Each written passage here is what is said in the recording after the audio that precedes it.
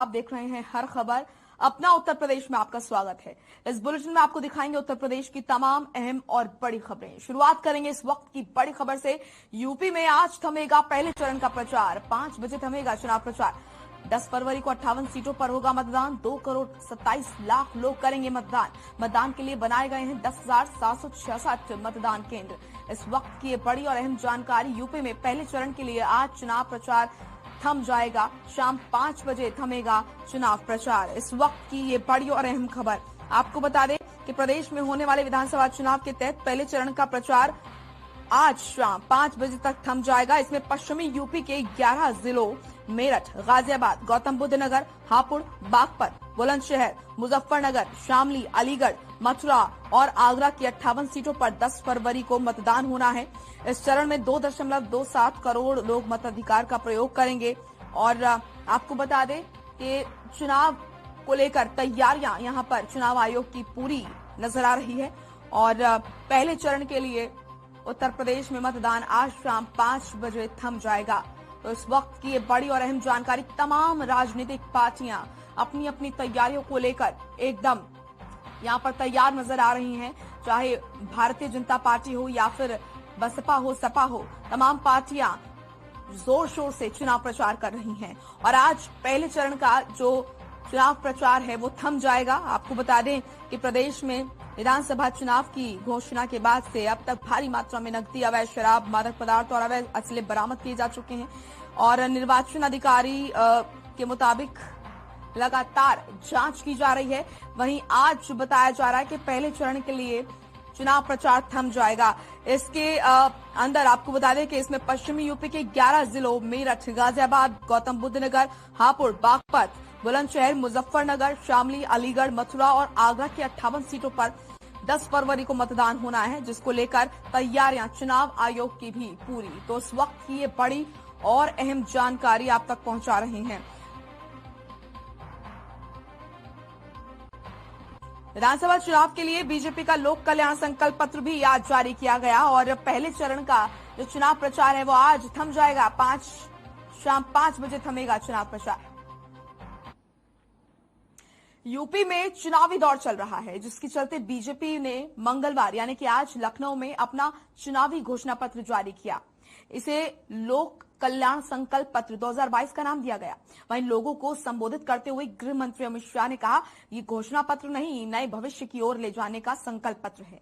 इस मौके पर सीएम योगी ने कहा कि प्रदेश में डबल इंजन की सरकार ने विकास के हर क्षेत्र में काम किया है। अब प्रदेश में कांवड़ यात्रा धूमधाम से निकाली जा सकती है और निकलती है। किसानों और महिलाओं को बिना भेदभाव के लाभ पहुंचाने की कोशिश की गई। वहीं सुरक्षा व्यवस्था भी दुरुस्त की गई।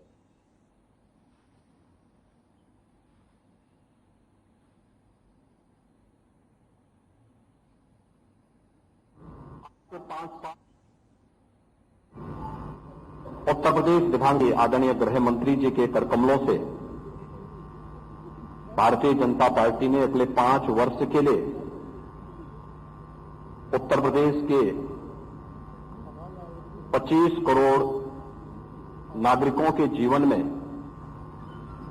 परिवर्तन करने के अपने लक्ष्य को लेकर के अपना नया लोक कल्याण संकल्प पत्र जारी किया है।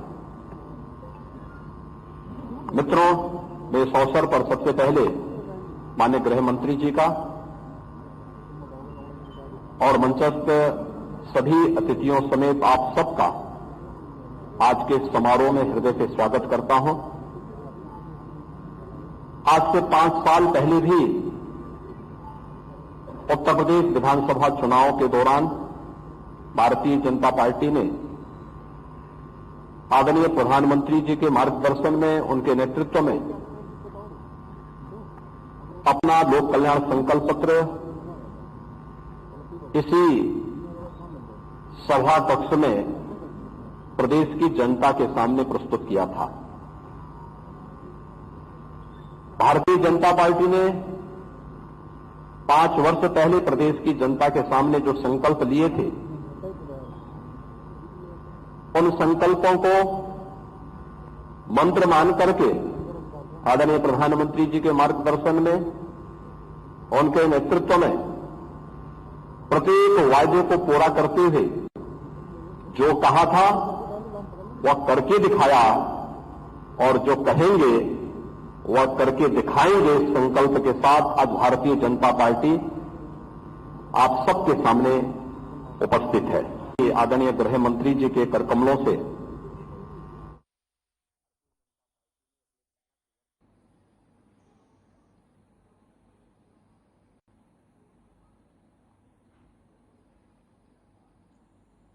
यूपी में चुनावों के चलते सियासी घमासान जारी है। वहीं बंगाल की सीएम ममता बनर्जी समाजवादी पार्टी का प्रचार करने पहुंची। इस दौरान ममता ने लता मंगेशकर को ऐ मेरे वतन के लोगों का गाना गाकर श्रद्धांजलि दी। वहीं बीजेपी पर निशाना साधते हुए ममता ने कहा कि इस राज्य से बीजेपी गई तो देश से बीजेपी का सूबड़ा साफ हो जाएगा। बीजेपी जनता से माफी मांगे। बीजेपी 5 साल घर में बैठी रहती है, चुनाव के समय बाहर आती है। वहीं सीएम योगी पर तंज कसा, कहा जब कोई मर जाता है तो हम श्रद्धांजलि देते हैं, पर बीजेपी उसे फेंक देते हैं। एनकाउंटर के नाम पर कितने लोगों को मारा? सबसे ज्यादा पैसा उत्तर प्रदेश को मिला, लेकिन जनता का पैसा आप ले जाते हैं। बीजेपी ने इतिहास को बदलने का काम किया है।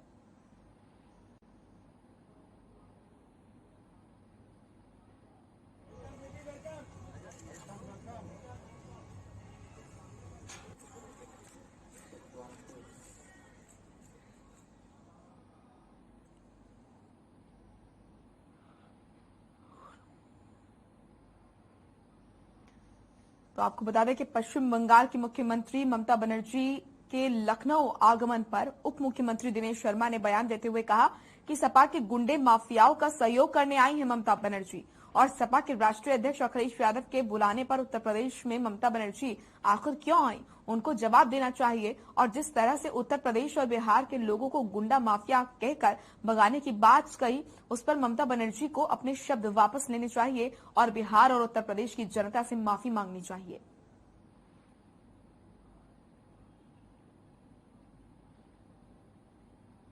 और मुझको लगता है कि ममता जी यहाँ आई हैं तो उनको ये बताना जरूर चाहिए कि वो अपने आप आई हैं कि आदरणीय अखिलेश जी ने उनको बुलाया है।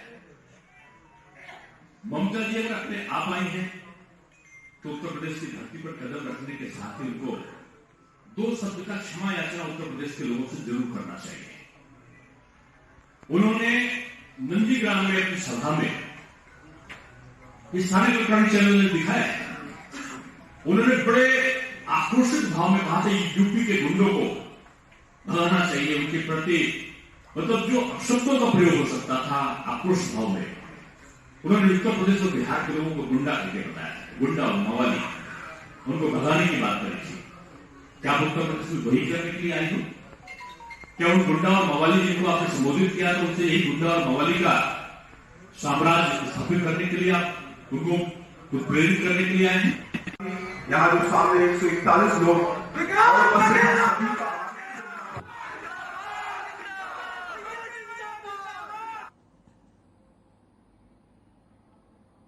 तो प्रतापगढ़ में नामांकन को लेकर सियासी बवाल मचा हुआ है, जहां सपा नेता संजय पांडे के आवास पर पार्टी के झंडे, बैनर, पोस्टर पैरों तले कुचले जा रहे हैं और उन्हें आग के हवाले किया जा रहा है।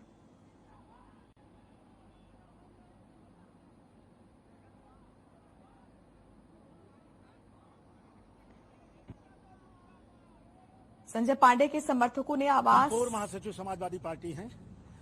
ये 247 विश्वनाथगंज विधानसभा स्वर्गीय राजाराम पांडे की कर्मभूमि थी। 15 साल उन्होंने सेवा किया, अपने खून पसीने से सींचा।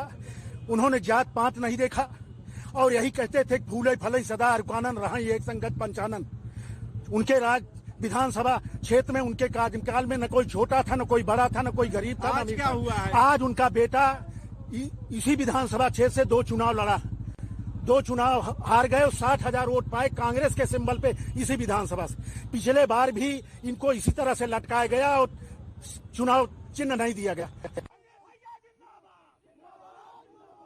उत्तर प्रदेश विधानसभा चुनाव के मद्देनजर बीजेपी की पहली मेगा रैली रद्द हो गई। बताया जा रहा है कि खराब मौसम की वजह से पीएम मोदी बिजनौर नहीं जा सके।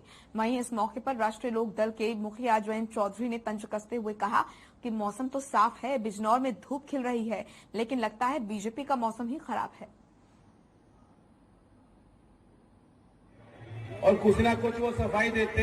मैं तो ये सोच रहा था, क्योंकि बिजनौर में जब वो गए थे 2017 में, उन्होंने बिजनौर की धरती से घोषणा की थी कि चौधरी चरण सिंह जी के नाम से हम किसानों के लिए हाटा विधानसभा क्षेत्र 334 से बीजेपी के प्रत्याशी मोहन वर्मा और फाजिल नगर विधानसभा क्षेत्र 332 से बीजेपी के प्रत्याशी सुरेंद्र कुशवाहा ने नामांकन पत्र दाखिल किया। वहीं बीजेपी के दोनों प्रत्याशियों के नामांकन पत्र दाखिल करने के दौरान पूर्व केंद्रीय गृह राज्य मंत्री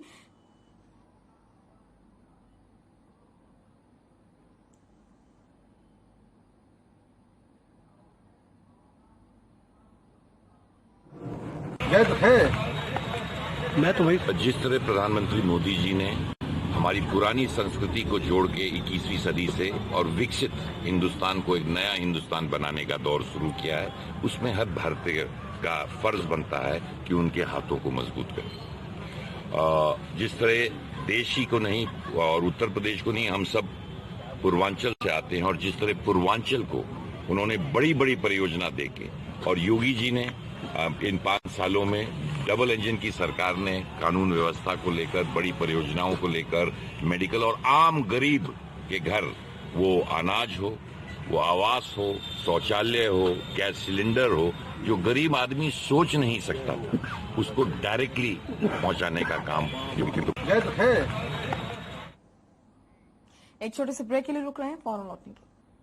ब्रेक के बाद स्वागत है आपका। रुक करेंगे खबरों का। सूबे के मंत्री जगदीशपुर बीजेपी विधायक सुरेश पासी कलेक्ट्रेट पहुंचे, जहां जगदीशपुर विधानसभा के बीजेपी प्रत्याशी सुरेश पासी ने रिटर्निंग ऑफिसर के सामने 3 सेटों में नामांकन पत्र दाखिल किया। बीजेपी पार्टी ने दूसरी बार जगदीशपुर विधानसभा से सुरेश पासी को फिर से बीजेपी प्रत्याशी बनाया है। इस मौके पर राज्य मंत्री सुरेश पासी ने कहा कि सिर्फ विपक्षी पार्टियां आरोप प्रत्यारोप लगाने में लगी हुई हैं। कहीं ना कहीं उनको सुरेश पासी से डर सता रहा है, इसीलिए वो अपने प्रत्याशियों को बदलने में लगी हुई है। समाजवादी पार्टी ने अपने प्रत्याशी को बदल दिया, लेकिन इसके बावजूद एक बार फिर जगदीशपुर की जनता का आशीर्वाद पूरी तरह से मुझे प्राप्त हो रहा है और जगदीशपुर में फिर से कमल खिलेगा और उत्तर प्रदेश में भारतीय जनता पार्टी के नेतृत्व वाली सरकार फिर बनेगी।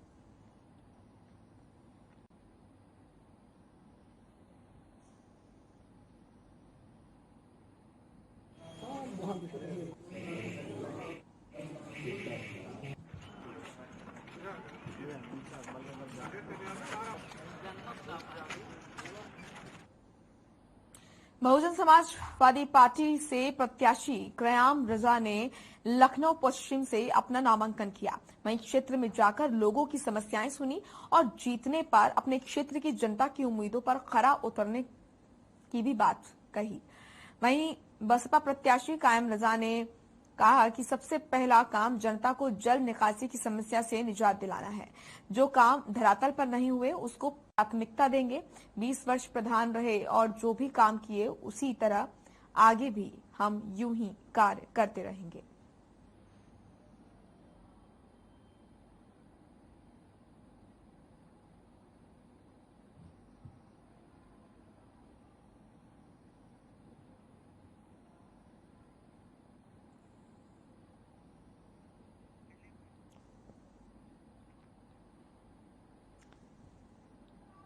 तो चुनाव प्रचार में तमाम पार्टियां लगी हुई हैं और तस्वीरें आप देख रहे हैं।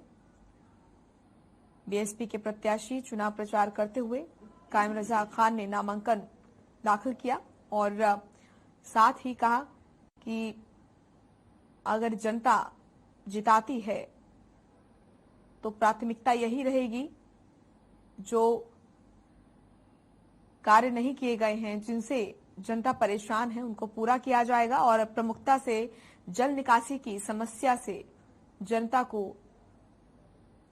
छुटकारा दिलाया जाएगा।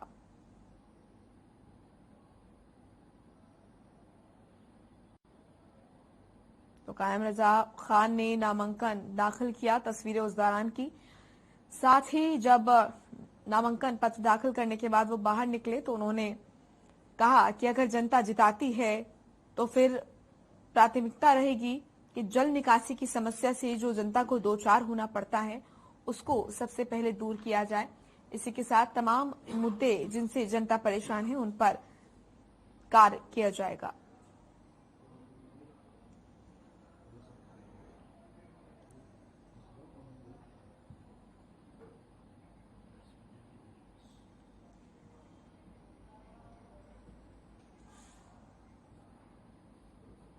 यूपी में कांग्रेस के वरिष्ठ नेता और मध्य प्रदेश के पूर्व मुख्यमंत्री दिग्विजय सिंह लखनऊ पहुंचे, जहां उन्होंने प्रेस वार्ता कर योगी सरकार पर जमकर हमला बोला।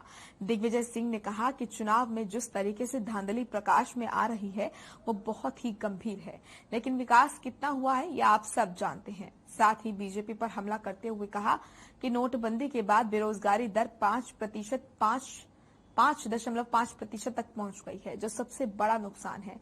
मोदी ने कहा था कि 50 दिनों में सब सही हो जाएगा, लेकिन ऐसा कुछ नहीं देखने को मिला।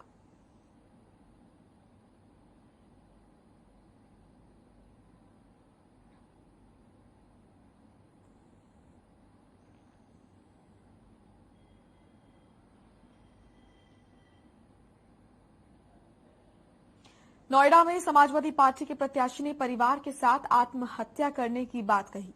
सुनील चौधरी ने यहां पर अधिकारियों और पुलिसकर्मियों पर भेदभाव करने का आरोप लगाया। इस दौरान सपा प्रत्याशी सुनील चौधरी भावुक भी हो गए।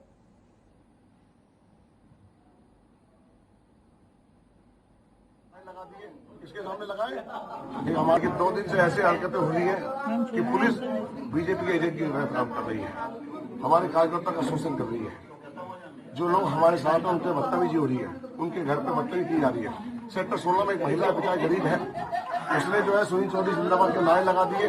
इसके सामने लगाए हमारे यहाँ वो आए थे, क्या कहते हैं, मनोज तिवारी आए थे, उसकी वीडियो चली। आज उसका घर जाकर तोड़ दिया गया। मेरे पोस्टर उसके घर के अंदर, मेरे बैनर लगे वो फाड़ दिए गए, मेरे कैलेंडर लगे गए फाड़ दिए गए। कैसे कोई चुनाव नहीं होगा? अगर आपको ऐसे ही अपने बेटे को एमएलए बनाना है तो मैं तो ऐसे ही सर्टिफिकेट देने को तैयार हूँ, मैं दे दूंगा सर्टिफिकेट। नहीं, ऐसे मत करो। फिर हम जैसा आदमी कैसे चुनाव लड़ेगा? मैं गली गली घूम रहा हूँ, मैं रात के 1-2 बजे पहुंच रहा हूँ, सुबह 5 बजे चले आता हूँ। मेरी बगल में मेरी बीवी खड़ी हुई है, ये सुबह के 7 बजे निकल जाती है, रात के 12 बजे आती है। लोगों के पैर छू रही है, बात कर रही है, वोट मांग रही है। अगर पुलिस ऐसे चुनाव लड़ेगी, मेरे बस की तो चुनाव लड़ना नहीं है, मैं इनका सामना नहीं।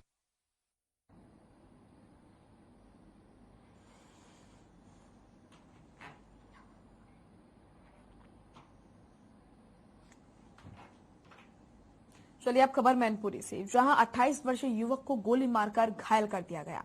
गंभीर हालत के चलते युवक को सैफई पीजीआई रेफर कर दिया गया।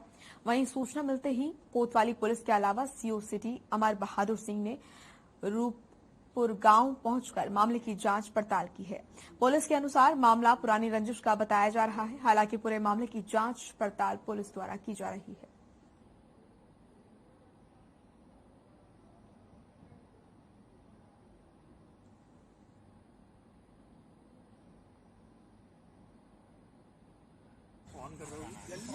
कल रात लगभग 11:30 बजे अस्पताल के मेमो के माध्यम से सूचना मिली कि एक व्यक्ति जो उपेंद्र है उसको गोली लगी हुई है कंधे में। इस सूचना पर पुलिस गई। जब तक पुलिस घटनास्थल पे आई तो यहाँ से पहले ही जा चुके थे। वो जाके अपने अस्पताल में एडमिट हो चुके थे। अस्पताल से इनको रेफर कर दिया गया था। तो ये सफाई के लिए रवाना हो गए और इन्होंने एक गांव के ही व्यक्ति के ऊपर आरोप लगाया है, एक व्यक्ति और उसकी बीवी के ऊपर। फोन कर रहे हैं, रात की बात है ना।